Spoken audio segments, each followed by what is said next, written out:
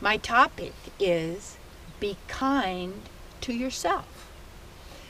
When people say, well, I'm kind to myself, but if we're not kind to others, it's because we're not being kind to ourselves. Not that others are yourself. I don't do that.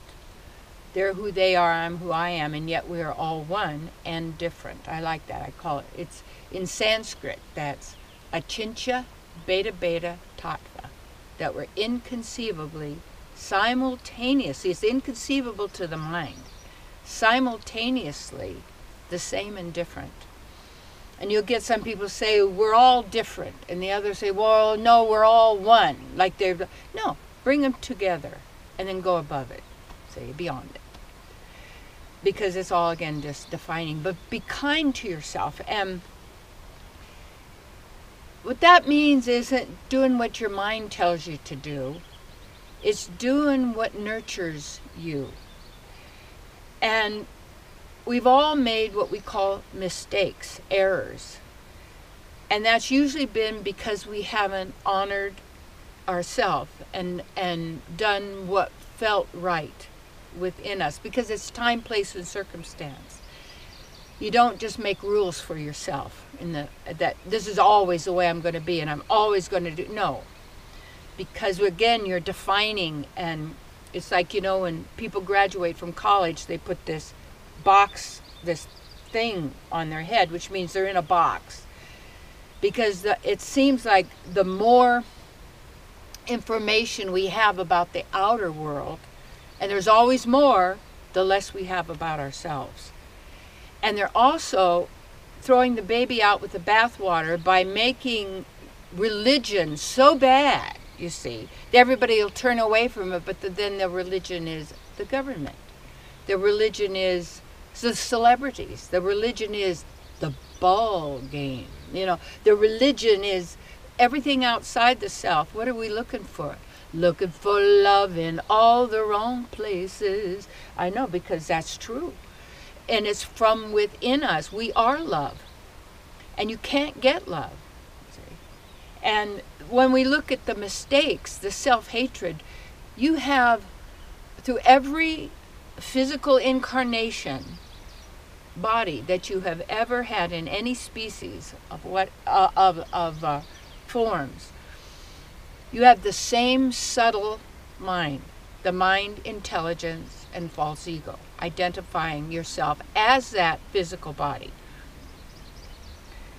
Just like a dog's going to be a dog because he's got the physical body, but what I like in the Vedic teaching, also Native American teaching and many other teachings, is that what feels right for me is because I notice the personalness of my kitty cat.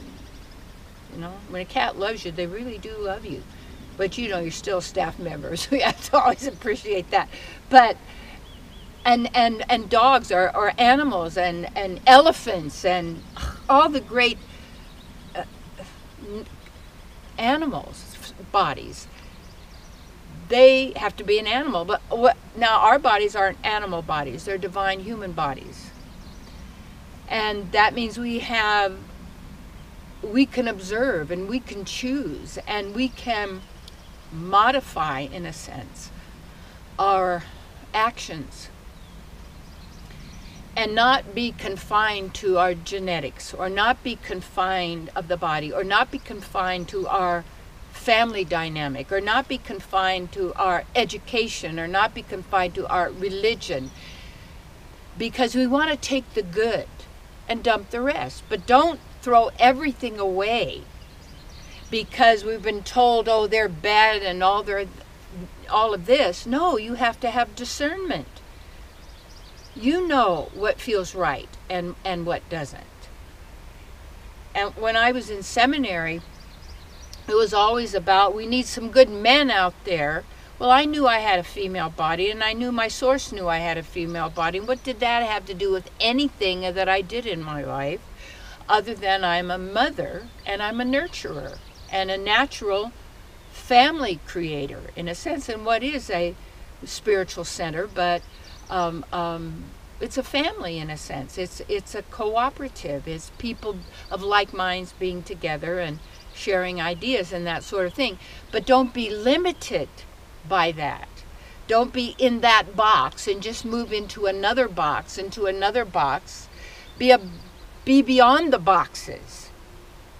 And the only one that can do that is you. And this self-hatred of coming from the mistakes that we've made through all of those different incarnations and all of the things, because I did a lot of past life work, whether that was my imagination or it was programmed in there or it was my own realization, it was real. So there was something that was very real there in the sense of what I felt, but also decisions that I had made. And we have all that on our time track, in the time game, in the time reality that keeps us going back into the past all the time to then create the future, which is also creating the present and the moment, or we go into the future to see what do I want to prevent in the future, so what do I need to do now and what do I need to have now to prevent future failure and loss and heartache and death and all of these things that are alien to us as divine beings. We're transcendental to all of that. And when we realize that all of that is within our consciousness in the mind, and it is running like programs of everything that we've done, the unkind thing to another person, is there. So that's where we need to look and let those things go, because you're not that way anymore.